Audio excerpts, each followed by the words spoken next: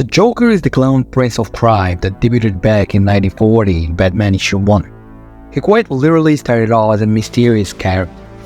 His first recorded murder happened in this very issue, where he steals a diamond and leaves the cops wondering how he did it, shooting a dart into his victim, leaving him with a dead smile.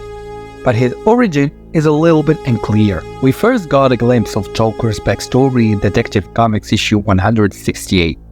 They basically explain how a criminal with a red hood was fooling Gotham for 10 years. Not even Batman himself could figure out who it was. And in this comic, they're gonna reopen the case, and they challenge us, the readers, to figure out who's the man behind the red hood. Basically, a college professor asks Batman to teach a group of students how to be a good detective. So the next day, he goes to the university and teaches the students by giving them scenarios that they have to deduce.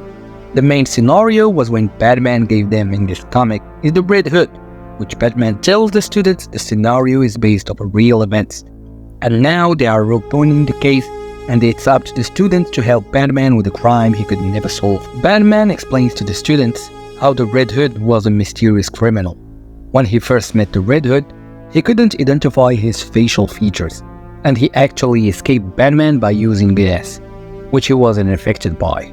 But a month later, when he tries robbing a card company, Batman pulls up on him again, and this time he escapes by jumping into acid. And to this day, Bruce never knew what happened to the Red Hood, or he was until the college students and Batman worked together and figured out the Red Hood was actually the Joker. And although this is his first supposed origin, this is one of many others. For example, the Killing Joke. At first we will think this was another portrayal of the Red Hood origin, but then we will realize this denies it. The Killing Joke is by far one of the most impactful comics in the DC universe. It's where the iconic Joker shooting Barbara Gordon event comes from. It's where Joker tells a joke that makes even Batman laugh.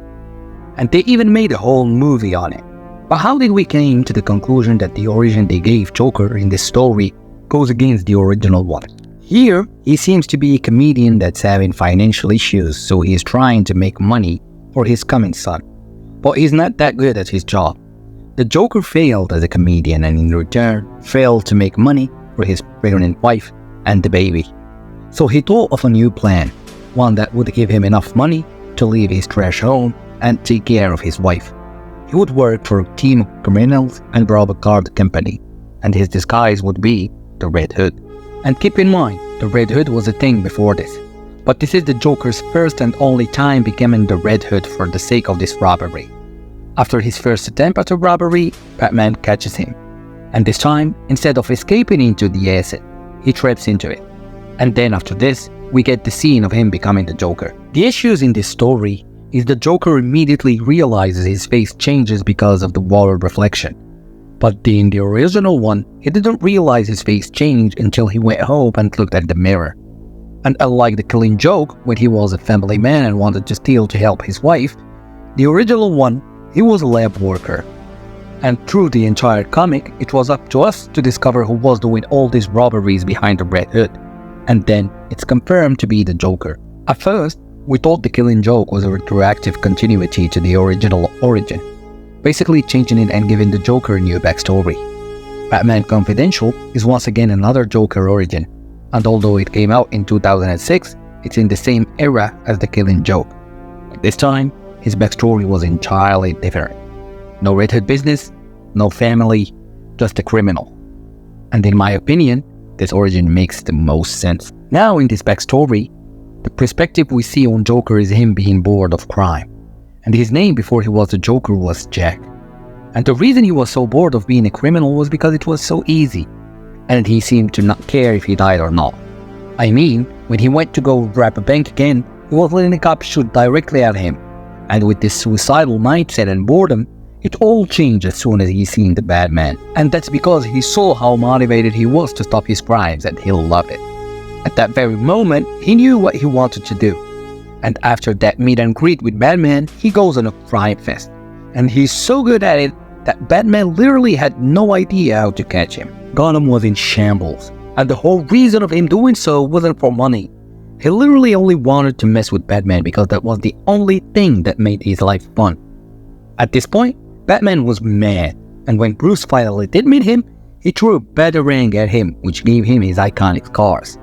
And after he was able to escape Batman again, Bruce decides to work with the Gotham crime boss. They eventually catch Joker again, and this time they beat the shit out of him. But Joker was basically immune to pain, so they decide to throw him into chemicals. But he escapes again. They try shooting him, but they miss and hit the chemicals. And instead of Joker falling into chemicals, the chemicals fall on him. Through this entire story, they always send the message the Joker needs Batman. And this all aligns with Joker's character. In the new DC book, which explains the whole multiverse, if you go to the Joker section, they directly say life means nothing to the Joker.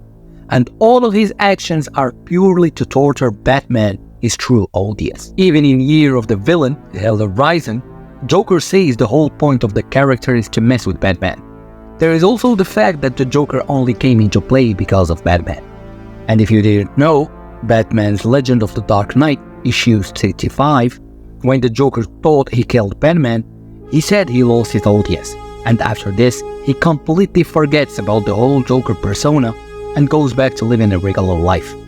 But as soon as it revealed Bruce didn't die, he immediately goes back being the Joker. It's no secret that the Joker is an insane character. He's basically unpredictable. Even in Brave and Bold, issue 31, when the Atom traveled to Joker's mind, even when he was a kid, he was insane, literally blowing up his parents and their house because he wanted to. And although this origin may sound reasonable, this is one of aspects of multitude of others, spread not only in comics, but through the entire media of Joker's character. It came to a point where the Joker didn't know what his origin is. So here's the truth. If the Joker is aware of this story, then he's gonna be aware of all of these inconsistencies in his origin. Here's Countdown issue 31. When the Joker is trying to tell us his backstory, he mentions multiple comics of different origins.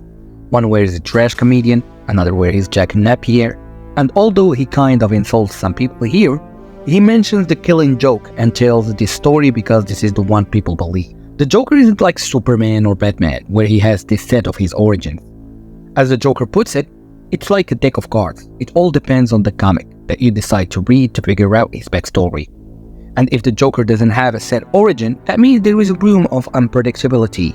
And since the Joker is aware of all of that, that's why they say he truly doesn't know his origin. Which also means we don't neither.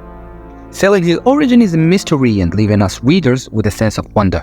What is the Joker's true backstory?